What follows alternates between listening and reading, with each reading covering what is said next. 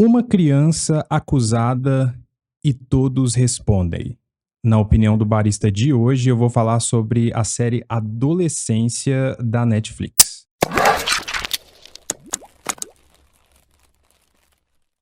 Olá, bem-vindos e bem-vindas ao Coffee X. Eu sou o Felipe Xavier e esse é o Opinião do Barista, o segmento aqui do Coffee X em que eu trago a minha opinião sobre filmes e séries para te contar se vale a pena ou não assistir alguma coisa. No episódio de hoje, nós vamos falar sobre Adolescência, essa série da Netflix que veio para fazer muito barulho e gerar muita discussão. E para isso, eu não estou sozinho, estou aqui com, primeiramente, ele, famoso, hein, gente? Vou começar com um cara que é escritor de livro, teólogo, professor e também host lá do podcast Ovelhas Elétricas, Erlan Tostes. Bem-vindo aí, Erlan. Oi, Felipe e Adriano, que satisfação estar aqui com vocês. O Coffee X é uma referência já para internet brasileira e cá estou estreando com esses pares maravilhosos aqui de hosts. Obrigado pelo convite. Que isso aí. Agora eu fiquei importante, hein, Adriano?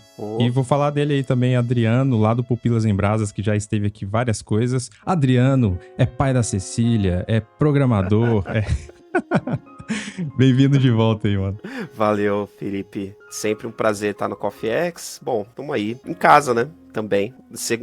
Meio que segunda casa depois do Pupilas. Que bom, que bom. Fico feliz aí de ser essa segunda casa pra galera aí que tem outros podcasts, mas, enfim, gosta de gravar podcast e isso que é importante. Bom, antes da gente ir pro episódio, aqueles avisos de sempre. Se você gosta do trabalho que eu faço aqui no Coffee X, é só seguir a gente no Instagram, Threads, todas essas redes sociais aí que temos. Se você quiser fazer parte do nosso grupo do Telegram também, é só procurar aí na descrição ou escrever lá no Telegram, @CoffeeXPodcast, que você vai encontrar. E é importante lembrar também que esse episódio vai estar repleto de spoilers. A gente vai começar só dando mais ou menos sobre o que a série é sobre, a gente vai dar só umas pitadinhas e depois a gente entra full spoilers. Eu aviso pra ter certeza aí de que você não vai pegar nada, porque eu acho que o importante é que a gente cause principalmente pra quem não assistiu, eu acho que cause a vontade de você que não assistiu, assista, porque eu acho que é uma série não só boa, mas é uma série importante para os nossos dias. Então vamos lá, bora pro episódio. Bom, vamos começar falando sobre essa série que pipocou na Netflix algumas semanas atrás. A gente tá gravando depois, eu acho que já deu uma diminuída no hype. Eu acho que na primeira semana... Série da Netflix, né? Série da Netflix a discussão dura uma semana e depois estamos prontos pra próxima. Mas eu acho que a Adolescência acabou ficando um pouco mais porque é uma série que a Netflix não anunciou. É uma série curta, né? Relativamente pequena, né? Meio independente, assim, e tal, apesar de termos figurões como produtores executivos, mas é uma série que não fez todo aquele alarde que a Netflix faz antes, né? Vai estrear e tal. Só que ela acabou ganhando a internet pelas discussões, né? E não só pelas discussões temáticas, mas pela forma como a série é feita e tal. E eu queria, antes da gente entrar sobre o que é a série, eu queria ouvir de vocês como que vocês descobriram a série, como que chegou até vocês. Vocês acharam na Netflix ou vocês foram atraídos mais pelos temas ou pela tecnicalidade da série? Vamos começar aí com o Adriano. Foi o hype, cara. Não lembro de quem que eu ouvi falar primeiro sobre a série, mas certamente foi por causa do hype. Foi algum influenciador falando, ou alguém comentando sobre... Aí eu não sei agora também o que eu ouvi falar primeiro, se foi sobre a temática. Muito provavelmente acho que foi sobre a temática e a polêmica em volta da temática. E depois a questão do plano sequência, da técnica, etc., que também é primorosa, né? Mas eu acho que foi dessa forma, não foi orgânico, não foi tipo olhando o Netflix, não, porque acho que pouca coisa a gente vê ali nos próximos ali do Netflix que a gente realmente consegue ter a dimensão, né? Quando vai ser realmente muito bom ou não. Eu, pelo menos, não fico olhando lá, não.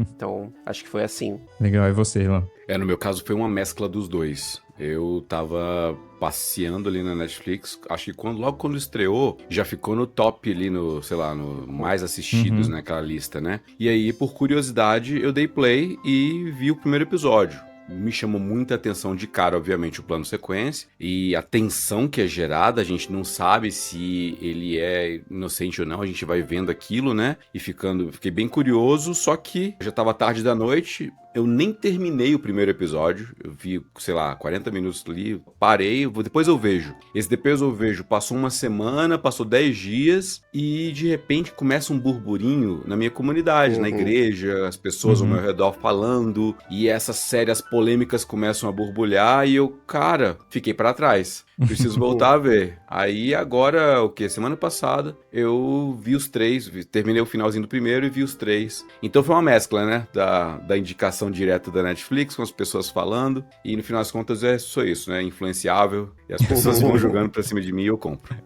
É legal que eu acho que essa série, ela acabou entrando em contextos, principalmente em contextos de igreja, né? Eu tô envolvido em igreja e eu vi pessoas que eu não imaginaria que estariam postando coisas sobre uma série, qualquer que seja a série, né? E aí, pessoas da igreja e tal, eu falei, cara, a pessoa viu uma série da Netflix e tal, tá, beleza.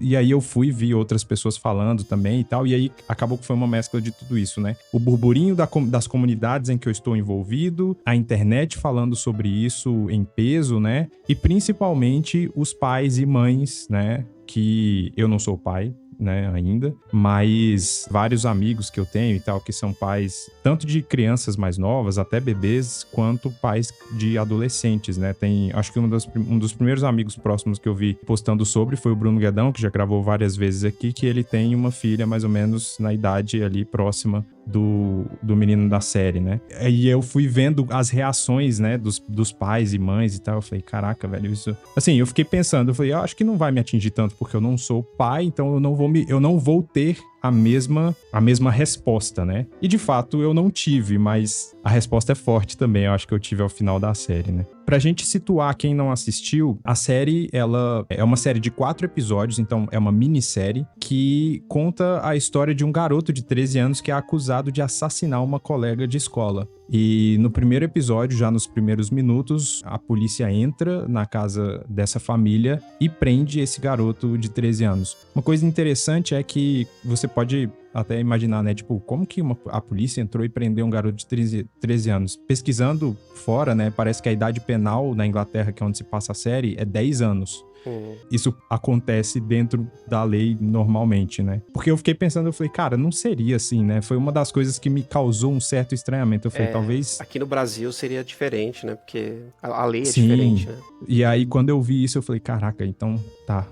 Deu um tom mais de realidade pra série, né? A série, ela foi criada pelo Stephen Graham e o Jack Thorne, que são os criadores. O Stephen Graham, inclusive, está na série, ele é um dos atores, ele faz o papel do pai, né? Pai então, do menino. No centro da história, a gente tem a família, né? Que o pai é vivido pelo Stephen Graham, a mãe, que é a Biddy Iredale, tem a Amelie Pease, que é a irmã, e tem o Owen Cooper, que é o garoto, o Jamie Miller. Desculpa, eu falei o nome errado da mãe. A mãe é a Christine Tremarco, que faz a Amanda Miller. E aí, a gente tem 2 policiais ali que também estão no centro da história, que é o Ashley Walters, que faz o policial principal, que tá investigando o caso, e a Faye Marcy, que é a detetive também que tá com ele ali.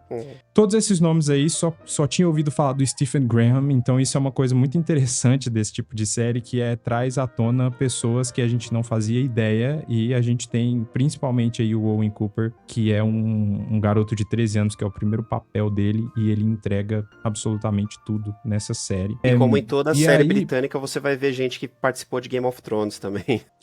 Que é, no caso... Quem, cara, que participou de Game of Thrones aqui? A detetive que é parceira do detetive principal, ela era a Wave, que era a menina que treina a área lá do... Nossa, é verdade. Eu não tinha ligado nisso até agora. Tá aqui o Adriano, que é o nosso especialista de George R. R. Martin aqui, né? Que o cara conhece tudo de Game of Thrones. Queria que não conhecesse tanto assim, mas enfim, hoje até em dia... Até porque quando tem ator que a gente vê em Game of Thrones e você vê ele fora, fora, é muito diferente reconhecer, né? Porque às vezes eles estão muito diferentes, Sim. com maquiagem, peruca, roupas medievais, né? Então é mais difícil, às vezes, reconhecer, né? Essa semana mesmo a gente começou a ver Silo, e aí tem lá o Sor Jorah Mormont, né? Aí é muito diferente também de ver ele no papel. Verdade.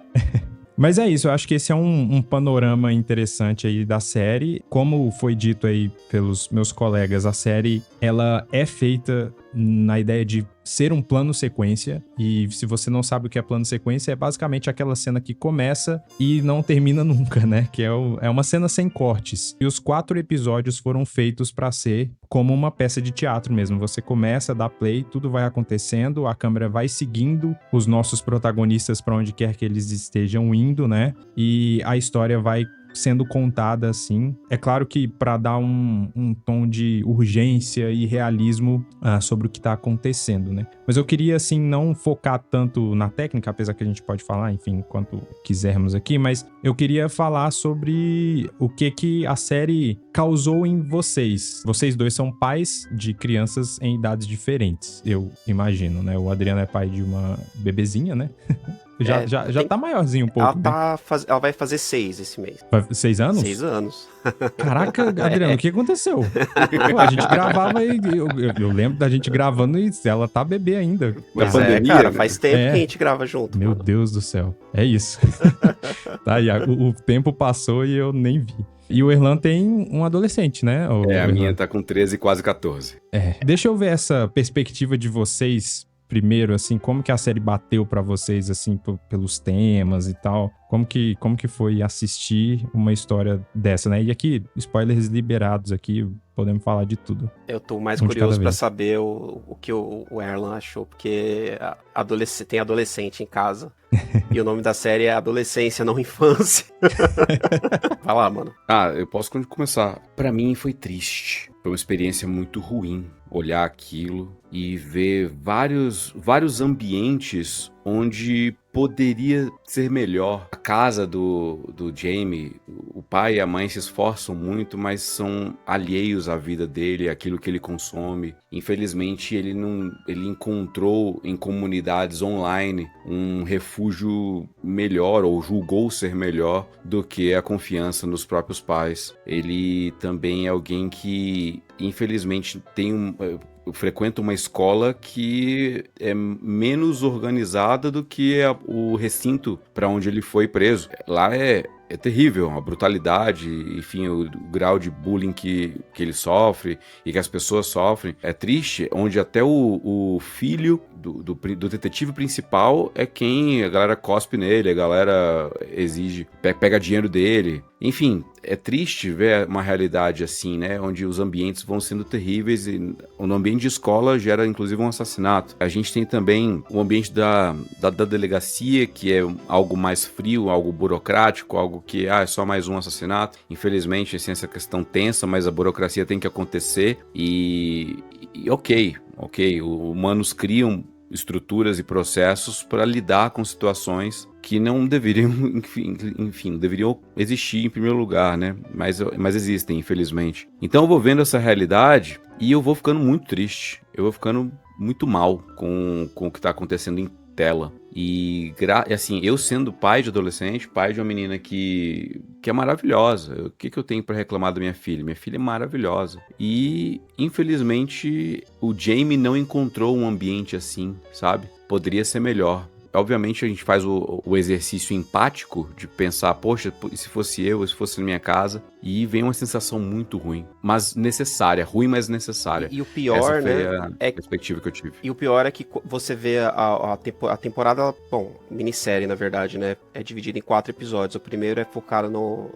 na prisão do garoto, se passa nessa 1 hora da vida deles. O segundo é a investigação, o terceiro é a entrevista do garoto com a psicóloga, que é bem intenso, e o 4º episódio é a vida da família, acho que 1 ano depois do garoto ter sido preso. Nesse episódio 4, você fica aquela 1 hora do episódio com eles, com a família, sem o garoto. E você vê que eles não são pessoas ruins. E é isso também que é desesperador, porque você vê que uma família tecnicamente estruturada, com uma mãe, com um pai, 2 filhos, pessoas honestas pra caramba, e ocorreu um negócio desse. E é realmente o que você falou, né? Porque é a questão da atenção, né?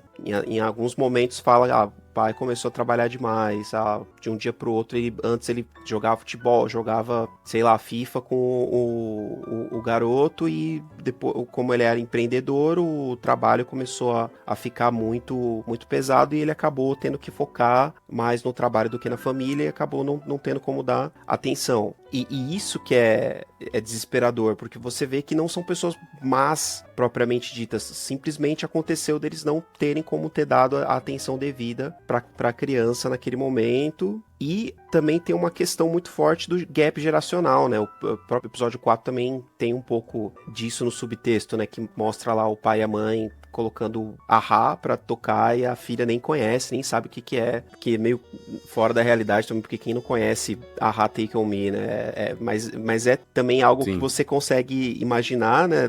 Da geração Z não conhecendo, ou só conhecendo se alguma obra de hoje em dia usar, né? Mas isso é pra mostrar também o gap geracional, e o gap geracional é o que gera esse distanciamento, né? Dos pais muitas vezes não saberem as ferramentas que os adolescentes, as crianças estão usando hoje em dia, e que muitas vezes apresentam perigos, né, para eles, e alguns de nós não temos ideia, não temos noção do que é. Aposto que tem muita gente que não tem ideia do que é o Discord, por exemplo, ou se sabe, nunca entrou, não sabe, nunca viu como funciona, qual que é porque se você olhar no celular de uma criança, é um aplicativo comum, como qualquer outro, não tem um ícone com o diabinho, o capetinho ali. É um negócio normal, que pessoas usam para trabalhar, inclusive, para coisas completamente normais, para gravar podcast, tem gente que usa o Discord, mas infelizmente é usado também muito para coisas nefastas, né, como até na esteira da série, a Globo fez uma reportagem, né, no Fantástico, que acabou sendo bem comentada aqui no Brasil também, né, sobre coisas que acontecem nessa faixa etária, só que aqui no Brasil, né, tem muita coisa que foi descoberta aí de péssimo ocorrendo em comunidades online, principalmente no Discord. Cara, essa foi uma série que eu acabei a série e eu fiquei no sofá, assim, eu tava assistindo com a minha esposa e eu fiquei no sofá, assim, pelo menos uns 7 minutos, sem falar nada e pensando, tipo assim, a gente acabou, ela levantou pra beber água e eu fiquei, tipo, pensativo, né, principalmente depois do episódio 4, que eu acho que a série toda, todos os episódios são muito bons, mas eu acho que o episódio 4 é o que mais mexeu comigo, assim, principalmente o final, né? E aí eu fiquei pensando e tal, e aí quando ela sentou de volta eu falei, colocar um ser humano novo no mundo e criá-lo e tentar transformar ele em um ser humano decente é uma tarefa difícil e que não depende só da gente, né? Apesar de grande parte, eu acho que da maior parte depender da gente, em algum momento, acho que a rede de segurança ou o nosso controle sobre o que aquele ser vai fazer, ele vai simplesmente acabar e a gente...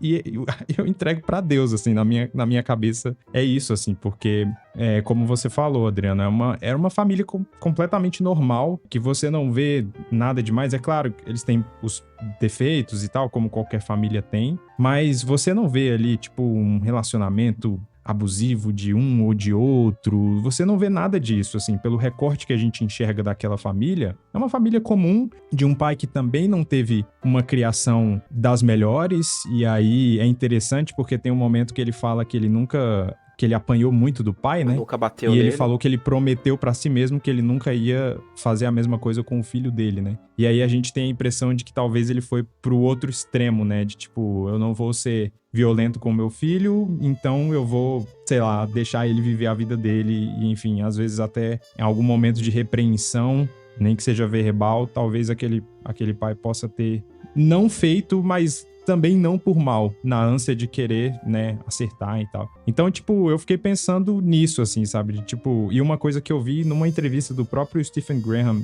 falando também, que ele falou, cara, eu não quero culpar os pais, né? Eu não quero trazer isso, porque é uma coisa que eu conversei com a minha esposa depois, que é, na minha família, por exemplo, os meus avós tiveram 5 filhos, que todos tiveram a mesma criação. Mas se você olhar para cada um deles, todos eles têm escolhas e problemas diferentes. Um foi sucedido numa coisa, outro teve problema de relacionamento e tal. Então tiveram várias coisas e aí você fala, cara, como que se explica isso, né? Como que se explica 5 filhos que são criados do mesmo jeito, pela mesma família, com os mesmos princípios e saem resultados tão diferentes assim? E agora, com esse mundo maluco, hiper conectado pela internet, eu acho que o resultado disso fica ainda mais imprevisível, né? Porque, como eu falei, você não consegue controlar um adolescente que às vezes está em certos desses ambientes online que, se a gente não ficar ligado, por exemplo, eu tenho 32 anos, mas já tem tecnologias ou redes que eu já não tô afim de entrar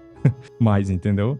Por causa da dificuldade, enfim. E imagina, né, pessoas que vão ficando mais velhas e tal, como lidar com isso, né? Então acho que a série me pegou nesse sentido, principalmente no finalzinho lá, que aí você vê o sofrimento do pai, né, dizendo, cara, eu deveria ter feito mais pelo meu filho. E aí eu acho que o ter feito mais, eu acho que tem 1 milhão de coisas que se passam, né, pela cabeça dele, o sentimento de culpa de tipo, talvez eu deveria ter, enfim, tido mais diálogo, enfim, não dá pra saber o que tá se passando na cabeça daquele pai, mas pela minha cabeça ficou passando várias coisas, tipo, cara, como que ele poderia ter evitado que isso acontecesse, né? Que eu acho que é um dos temas que a série traz, né? Que, cara, como que a gente pode salvar essa geração, né? Falando sobre isso, né, sobre alguns dos temas da série, né, como que vocês veem, sei lá, esse momento dos nossos adolescentes e das crianças aí, no caso do Erlan, a criança, ele tem um adolescente, e o Adriano, eu acho que ele vai lidar com outro mundo ainda, né, porque daqui, na velocidade que a gente tá vendo as coisas mudarem, daqui 6 anos, por exemplo, 6, 7 anos, o mundo já vai ser outro e talvez você vai ter que lidar com outras coisas em relação à sua filha, né? Como que vocês veem, sei lá, existe solução pra gente, sei lá, salvar essa geração mesmo de algum jeito, ou se não salvar, mas pelo menos ter uma relação menos difícil ou menos tóxica com redes sociais, né? Porque, enfim, na minha cabeça de hoje, eu acho que adolescente nem deveria ter rede social, mas enfim, né? Como que vocês veem isso? Eu acho que, infelizmente, demorou muito, né, pra a sociedade tomar certas decisões, como, por exemplo, esse ano proibiram celulares nas escolas. Pra mim, já é um passo importantíssimo, assim, que foi dado. E você vê que mesmo quando começou a discussão, tinha gente contra. Como você pode ser contra um negócio desse, cara?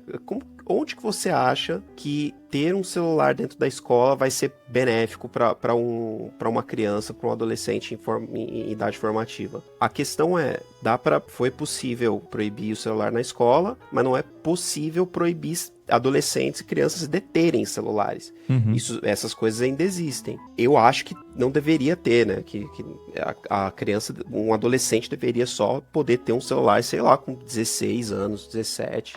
Talvez eu esteja sendo muito, muito radical, mas o problema é que a rede social ela é um negócio que ela é tóxica pra gente, sendo adultos. A criança, o adolescente, ele não tem ferramenta pra lidar com as coisas que estão lá. E é um negócio que a série ela traz muito isso. No episódio que fala da investigação, os adultos não têm a menor ideia do que tinha ali Eles tinham os posts do Instagram lá, anexaram no dossiê deles, só que eles não tinham ideia do que aquelas coisas significavam, os emojis, sabe? Eu também não tenho ideia, assim, se eu ver postagem de adolescente, o que tá sendo dito, a gente não tem ideia. Então, é muito difícil você dar a ferramenta pra uma pessoa que não tem maturidade pra usar, perigosíssimo, negócio que não deveria estar acontecendo. Então, assim, pra mim é um pouco desesperador nesse caso, pensar como que vai estar o mundo daqui a 6, 7 anos. Mas eu não sei, hoje em dia a gente já vê certas coisas nesse sentido dentro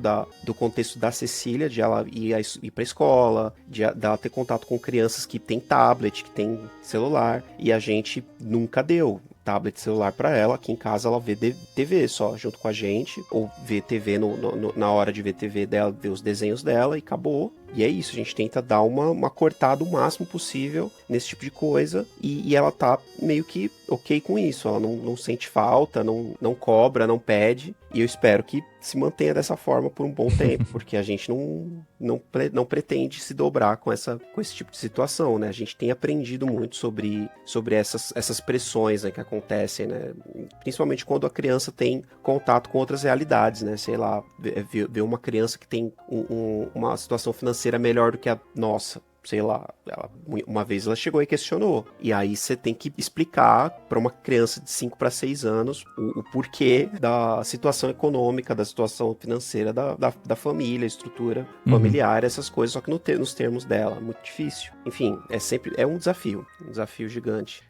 A gente tem que entender que a série se chama adolescência. E a adolescência não começa na adolescência. A adolescência começa na infância. Começa ainda na parte onde você é um bebê, começa no útero, começa em locais onde a gente não leva em consideração que a gente colhe aquilo que a gente planta. Se a gente planta um ambiente onde não há confiança, não há diálogo, não há intimidade, você acha mesmo que vai chegar aos 18, 19 anos, 13 que seja, e você vai ter capacidade de falar com um adolescente? Com que moral você vai falar? Se você não cultivou, se você não tem uma infância aqui, ó, onde você tem relacionamento, onde você tem trocas, faz parte de fato da vida do seu filho, da sua filha. É fora de cogitação imaginar que um adolescente chega nesse nível do nada. O Jamie tem 13 anos. Ele não começou a vida com 13 anos. Ele começou a vida com o quê? Com 0, com 1 dia de idade. Uhum. E, infelizmente, é o preço que se paga por uma negligência familiar. E a gente vai fazer o quê? A gente vai lamentar, infelizmente, a gente lamenta. Mas a gente pode tomar decisões que impeçam que esse lamento seja real na vida. A gente pode começar agora. Ah, mas é tarde demais agora, porque meu filho já tá grande. Não é tarde demais. Enquanto houver fôlego, há esperança. Mas existe um mito da segurança física ser priorizada em detrimento à segurança remota ou digital. Os caras deram lá, os pais deram um computador, deram um celular, deram coisas e deram acesso a um mundo que a gente ensina para os nossos filhos. Cara, não aceita coisa de estranho, não fala com o estranho, não olha pro estranho. Se alguém quiser andar com você, corre e vem pro papai, vem pra mamãe, não deixa o estranho falar com você. E de repente, num jogo online, que é em tempo real, você tem um time que você conversa, num Discord, que você pode entrar em qualquer comunidade e ter canais de áudio e conversar com as pessoas, do nada, você tá lá liberado. Pode conversar com as pessoas. É claro, hoje tá muito mais avançado porque é em áudio. Antigamente era em texto, tinha chat, enfim, salas de chat. Mas hoje tá muito mais avançado. Você consegue, no seu PlayStation 5, você tá lá conversando com galera aleatória no Fortnite. E aí? E os pais não estão nem sabendo que isso existe. Então, a série, ela escancara algo que muitos pais, às vezes, nem sabiam que poderia ser perigoso. Então, existe uma solidão causada pela falta de afeto, falta de responsabilidade, falta de relacionamento familiar. E essa solidão, ela está sendo suprida de forma em conexões online. Então não é sobre vigiar o seu filho, é sobre estar presente para que ele não sinta a demanda de buscar online algo que ele não tem offline. Tem uma coisa que você escreveu no texto, na postagem que você fez no Instagram, Erlan, que eu achei muito interessante, que é um pequeno parágrafozinho. Você diz assim: eu sou um pai que nasceu na década de 80 e eu não tô aqui para travar uma guerra contra a tecnologia, né? Como a gente tá dizendo, é uma batalha perdida, né? Não tem como. Hoje a tecnologia, ela tá entranhada na gente, enfim, todos os dias, né? E aí você termina com: a minha batalha é contra a indiferença, né? Que é o que a gente vê exatamente na discussão final do episódio final. O pai e a mãe estão discutindo e eles dizem: mas ele tava ali no quarto. Isso. Tipo assim, ele tava aqui dentro, ele tava fisicamente aqui dentro do nosso quarto, do quarto dele, e ele tava lá, né? Só que ele tava lá, mas ele tava num mundo digital que os pais não têm nem a ciência que existe aquele tipo de conteúdo que estava sendo dito, nem, sei lá, o impacto que aquilo poderia causar nele, né? E aí eu acho que vai também com o que o Adriano falou sobre a influência que ele vai recebendo desse mundo externo, só que o gap geracional, o pai, ele é tão eles são de mundos tão diferentes que eles não conseguem se conectar. E isso é muito complexo em dias de hoje, com esse tipo, tanto tipo de conexão, né? Eu posso dizer de mim, por exemplo, que o meu pai faleceu quando eu era criança, mas eu cresci com a minha mãe e tal, e a minha mãe, eu acho que hoje em dia, e aí vem muito mais um pouco da minha maturidade, né? Eu estou ficando mais velho. E a minha mãe também, reconhecendo algumas coisas do passado, da gente se esforçar para falar a mesma língua. Porque crescendo não era assim. E aí a mesma coisa. A minha mãe perdeu o marido quando era jovem, no começo do casamento, tinha 2 crianças para criar e tinha que trabalhar, fazer faculdade. Então, tipo assim, não dava para ela construir um relacionamento tão próximo com a gente, né? Porque é isso, a vida acontece, né? Infelizmente, a vida acontece nesse sentido. Então, como que a gente resolve isso, né? Como que a gente resolve esses gaps e tal? Então, tipo, eu acho que a série, ela não dá resposta nenhuma, o que eu acho interessante, né? Eu acho que ela traz perguntas, né? Ela levanta questionamentos, ela joga luz em certas coisas, em várias coisas muito importantes. E aqui, eu acho que dá pra fazer, tipo, uns 15 episódios pra falar de vários temas diferentes que a série aborda. Mas o que eu gosto é exatamente isso, porque a série, ela não é definitiva, né? E ela não tá preocupada, por exemplo, no último episódio, quando começou, e como eu sei que eu já sabia que a série era um plano de sequência, começou em casa, eu falei, putz, eles não vão mostrar o final do garoto e tal, que deu e tal. Só que o episódio é tão incrível deles ficarem com a família e mostrando o impacto que aquilo teve com a família e como aquela família nunca vai ser a mesma.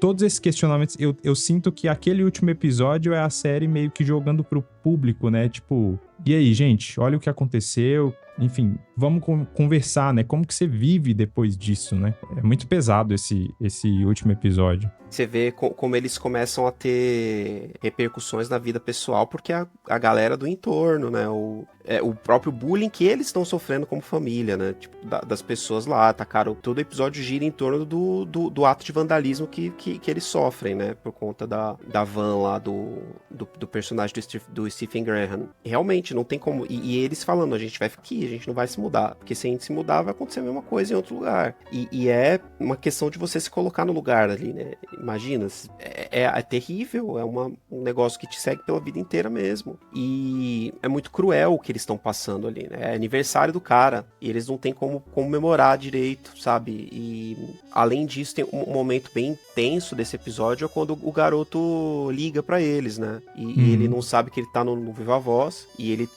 acha que ele tá falando só com o pai, né? E você vê, nos 4 episódios, você vê que ele tem uma relação um pouco mais estreita com o pai, né? Tipo, lá no primeiro, quando ele fala, não, meu adulto responsável é meu pai, e aí todo mundo pensa, pô, normalmente uma criança da cidade iria querer ficar com a mãe, né? As coisas que começam são detalhes que eles jogam ali que também é pra você, talvez, ir pra tentar pensar por um outro lado, né? Por que ele tem tão mais confiança no pai dele do que na mãe? Existe alguma coisa? Porque a gente vê que ele frequentava fóruns que tinha uma questão da misoginia. E aí entra também toda essa questão. Por quê? Por que ele pensava dessa forma? Qual que era essa... De onde vinha isso?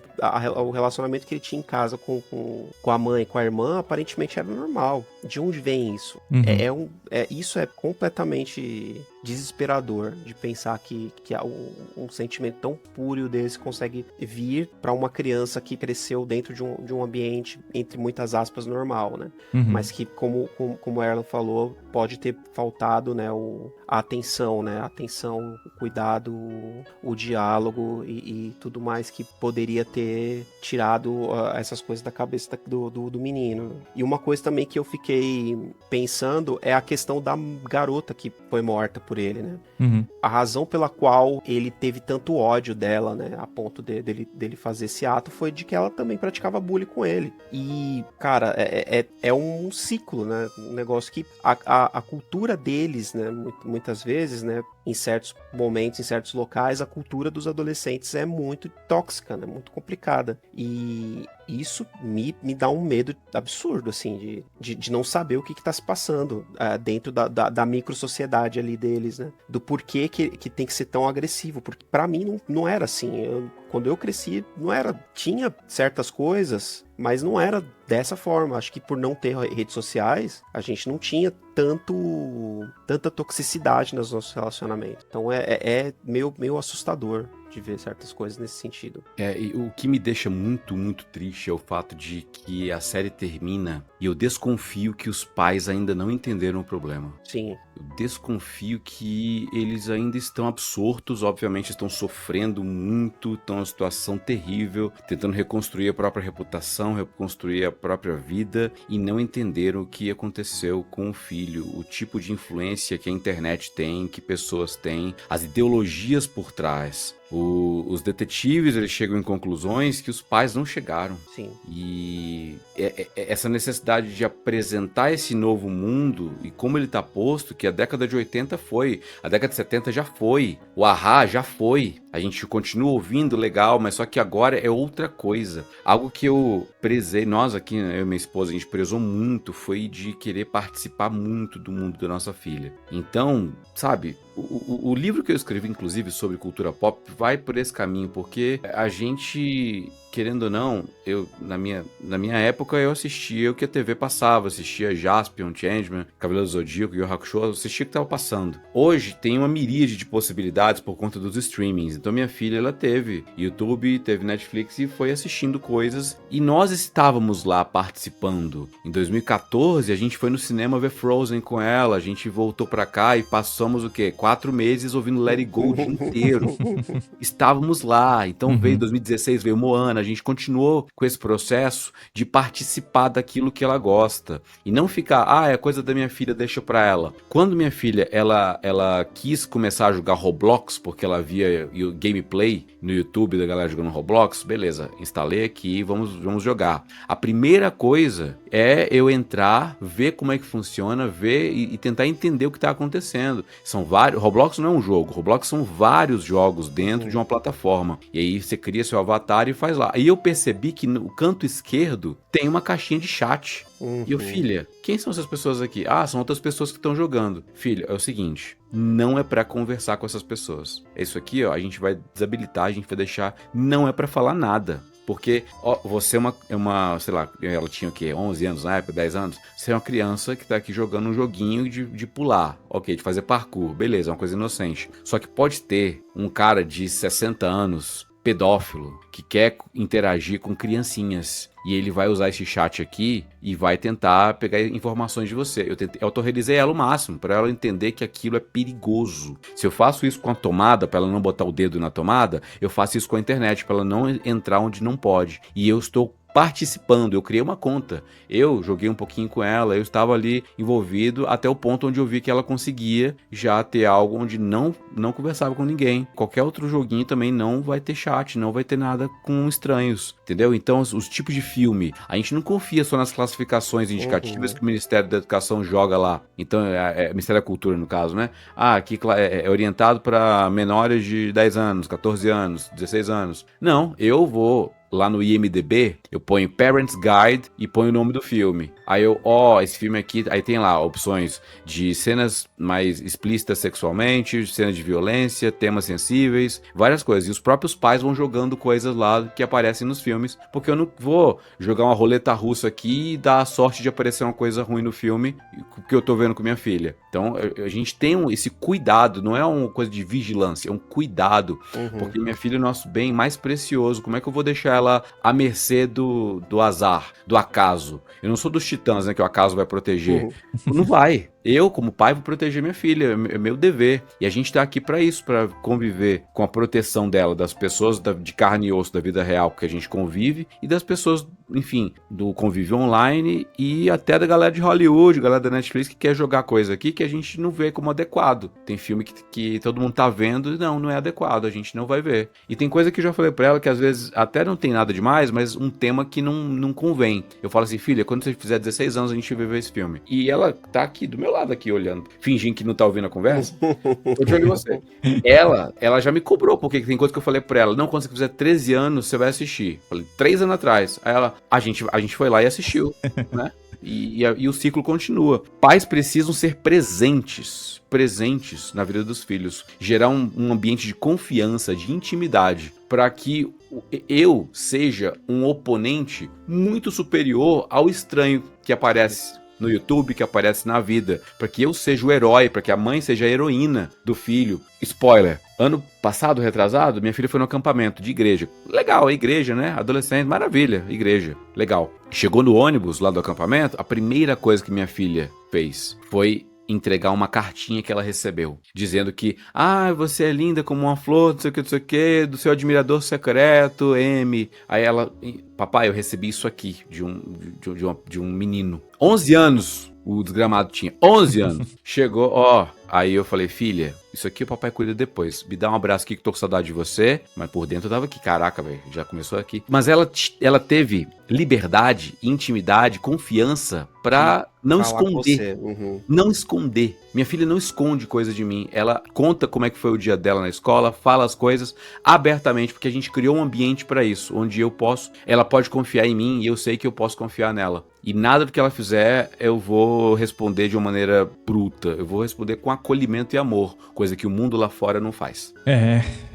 Essa é uma série que, enfim, dá pra gente falar, né, muita coisa. É uma série excelente. Eu queria que, de fato, esse episódio tivesse sido um episódio pra gente falar sobre coisas que eu acho que eu não ouvi outros podcasts falando, não queria ficar repetindo. Eu acho que a gente conseguiu um pouco, acho que a gente acabou focando um pouco sobre essa questão. Acho que o Erlan finalizou muito bem aí com essa questão da presença, né? Da presença dos pais nos filhos. E é algo que eu acho que o mundo, não só entre pais e filhos, mas o mundo digitalizado como um todo, ele tem feito, né? Ele tem afastado as pessoas. Eu acho que a gente nunca teve tão conectado, mas tão distante também das pessoas, né? Eu acho que é isso, assim, queria meio que fechar esse episódio falando sobre isso, que é uma série que eu acho que é importante que as pessoas assistam. E aí não é assistir necessariamente para aprender alguma coisa, mas é para levantar perguntas, né? Um alerta, para levantar, né? Exato, para levantar essas que a galera chama hoje, né?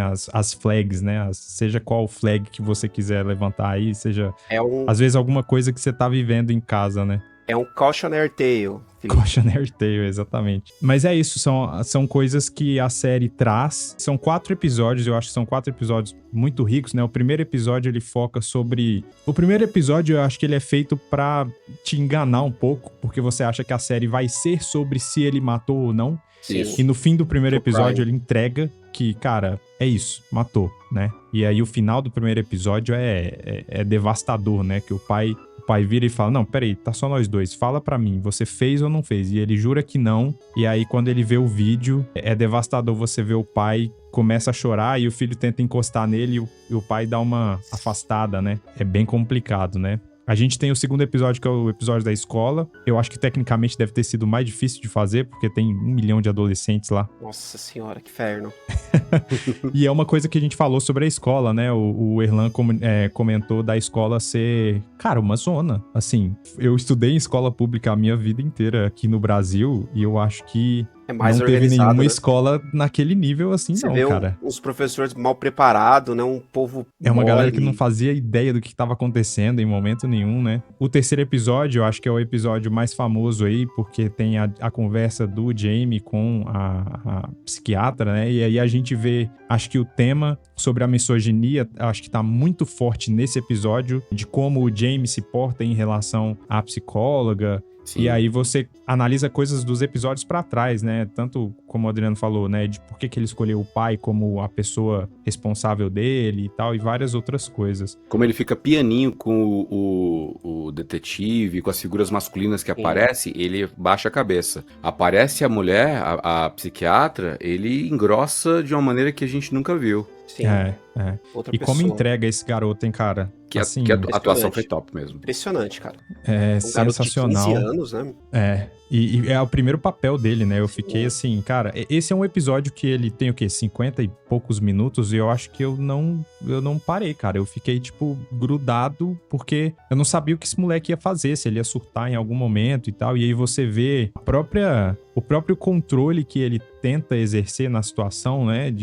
Ele muda, ele começa bem tranquilinho, né? Bem amoroso e depois ele vai crescendo e na conversa, eu acho que a ideia da psicóloga é justamente meio que quebrar ele um pouco, né? E descascando as camadas ali e aí ele meio que se atrapalha, ele fala que fez, né? E depois tira e tal. Meio que é um episódio bem tenso, interessante, que revela muita coisa sobre o que a série quer ser. Eu acho que o terceiro episódio, ele tem tudo que a série, todos os temas estão ali naquela conversa e que são meio que esmiuçados nos outros episódios, né? E aí a gente tem o último episódio aí, que é a família lidando com o pós, né? Principalmente porque ele fala que ele vai assumir, né? Ele vai mudar Vai se declarar culpado, né? Vai se declarar culpado, exatamente. E aí a gente tem esse final aí, que é de, sei lá, cortar o coração. Eu fico pensando de, tipo, sei lá, nos próximos meses aí, anos, eu e a minha esposa pretendemos ter filhos, né? E aí eu fico projetando, né? Tipo assim, putz, se agora tá assim, né? Daqui, sei lá, 10 anos, né? Como que vai tá, né? É um desafio que eu acho que o Erlan deu bastante um jeito de minimizar esse tipo de coisa, que é a presença, né? Eu acho que nada substitui a nossa presença na vida. Eu não sou pai, mas eu tenho contato com pessoas da família que têm crianças e tal, e eu vejo que isso realmente faz diferença, né? Quando você tem as pessoas presentes sobre o que tá acontecendo ali, né? Se você parar pra pensar, a nossa adolescência, os nossos pais, nossos avós, eles também não sabiam dessas coisas, né? Dessa questão de estar presente, etc. A questão é que pra nós e pros nossos pais, não tinha tantas ferramentas, a sociedade, o mundo não tinha oferecido tanta coisa perigosa quanto hoje. Tipo, na nossa infância, na nossa adolescência, dos nossos pais mais ainda, se você queria fazer besteira, você tinha que sair pra rua pra fazer besteira. Não dá pra sair pra fazer besteira de dentro de casa, porque a única coisa que você tinha com contato com o mundo na sua casa era o telefone. E o telefone era compartilhado pela família inteira, a televisão era compartilhada pela família inteira, todo mundo sabia o que estava vendo. Poucos de nós tivemos o privilégio de ter uma televisão no quarto, por exemplo, crescendo. Eu não tive. Hoje não. Hoje é muito mais fácil, né? Então, de 10, 20 anos pra cá, o nível de dificuldade na paternidade e maternidade subiu num nível absurdo. Saiu desse mundo em que você só tinha o telefone e a televisão compartilhados com a família inteira para um nível em que todo mundo anda com o celular do smartphone no bolso. O mundo não estava preparado para isso, provavelmente. Provavelmente não estava preparado para isso. Então, hoje nós temos que nos preparar de uma forma que nossos pais não nos prepararam para isso. A gente está tendo que se preparar de formas, sei lá, cara, buscando em formas extremamente novas mesmo, em experiências muito mais novas e exemplos muito mais novos para poder ter um tipo de base, né? Um tipo de linha guia, linha mestra para seguir, coisa que nossos pais não tiveram, mas também não tiveram que lidar com problemas desse nível de grandeza. Eu acho que é muito fácil fazer filho. Fácil e prazeroso. O difícil é ser pai e ser mãe. Responsabilidade é uma palavra que entrou em desuso, né? A gente é muito bom em dar desculpa, a gente é muito bom em justificar e falar não se repetirá, infelizmente, não pôde acontecer da forma como a gente planejou, mas assumir a responsabilidade, assumir quem nós devemos ser e abrir mão daquilo que a gente quer e dos nossos planos, desejos, sonhos, porque tem um novo ser agora e eu tenho que dedicar minha vida para, em primeiro lugar, que ele não morra, né? Bebezinho, se você não cuidar, ele morre. E depois, para que ele tenha uma formação intelectual, uma formação de caráter. E isso exige tempo, exige esforço, exige a gente abrir mão de quem nós pensávamos que seríamos. E ser pai é muito mais, ser pai ou ser mãe, é muito mais sobre deixar de ser protagonista e virar coadjuvante. E virar o mestre Miyagi, o mestre Yoda. Spoiler, os mestres morrem no final. E a gente morre. antes mesmo de ver plenamente os nossos filhos. Tem gente que vive até os 100, então eu mesmo vou ser um desses, né? Vou ver minha filha aí até os 60 anos com ela. Mas, enfim, o ponto é, a gente começa a morrer pra nós mesmos, né? E a gente não quer, porque o egoísmo bate a porta. Então, vamos pegar esse exemplo, essa série, como exemplo do que não fazer. Não entregar os filhos pros estranhos e cuidar ao máximo, né? Cuidar ao máximo do presente que Deus colocou nas nossas mãos. Eu quero agradecer, cara, primeiramente ao Erlan aí, que dispôs aí de um tempo, de uma manhã, né? Só para os ouvintes saberem, eu nunca gravei podcast do Coffee X tão cedo na minha vida. Eu queria muito que esse episódio acontecesse com as pessoas que estão aqui, e aí foi meio que difícil encontrar um horáriozinho, mas a gente conseguiu fazer acontecer. Então eu quero agradecer, Erlan, muito obrigado aí pela presença. E fala aí para as pessoas onde que elas podem te encontrar, as coisas que você faz na internet, enfim, fala do seu livro também. Só para dar um momentinho de jabá aí. Legal. Eu sou Erlan, eu sou escritor, escrevi o livro Onde Está Deus na Cultura Pop, sou teólogo batista, professor, líder da área de ensino aqui na nossa igreja, sou pai da Agatha, esposa da Pri, e eu sou professor também na Escola Bibotalk de Teologia, tem um módulo lá de Panorama do Novo Testamento. O que mais que eu faço? Tem Ovelhas Elétricas, que é meu podcast de cultura pop, e eventualmente eu apareço também no BTcast, os podcasts de teologia lá no Bibotalk. O bom de ter nome peculiar é que você coloca Erlan Tostes no Google e toda a minha vida tá lá. Então não tem outro fazendo coisas. Tem um Erlan Bastos, que é um cara aí do jornalismo, das fofoquinhas, mas não sou eu. Erlan Tostes, você põe lá e você me encontra. E escrevo também, tem um Substack onde escrevo textos, faço mentorias, tem alguma atividade online que você coloca no Google que você vai encontrar. Todas as redes aí do Erlan vão estar na descrição do podcast, então você pode procurar aí e você vai encontrar tudo o que ele faz. Adriano, mais uma vez, onde você está? Eu tô cada vez menos no Pupilas em Brasas, tô gravando um pouco menos, a vida tá maluca, mas tô por lá. Nossos podcasts, como sempre, né, são também sobre cultura pop. Deve sair também um sobre adolescência lá, não participei no de lá, mas vai ter um podcast legal lá. Acho que o Léo, ele preferiu pela parte da psicologia, então acho que ele chamou uma psicóloga ou duas psicólogas pra falar do tema lá, então vai ser legal. Pros ouvintes daqui também, deem uma conferida lá. E é isso, lá no Pupilas e tal, por aqui também quando o Felipe me chama. Erlan, também estamos precisando gravar mais um de One Piece. Então sim, tô devendo. Pô, One Piece, eu entrei pro mundo de animes agora, gente, só que One Piece é muito grande. Eu tô começando de anime que tem menos episódio. Quem sabe um dia. Cara, você não tá preparado para essa conversa ainda, cara. Não, eu sou criança ainda, né? Sou criança ainda no mundo de anime. Gente, eu quero saber de você aí que tá escutando, que tá assistindo esse episódio. O que você achou da série? Se você quiser trazer mais alguma reflexão, enfim, coisas que você achou interessante da série e que não foram comentadas aqui. Se você gostou do nosso papo aqui também, lembrando que estamos disponíveis aí em todas as plataformas de áudio, podcast e também aqui no YouTube. Muito obrigado por terem acompanhado a gente até aqui. A gente se vê na próxima. Valeu!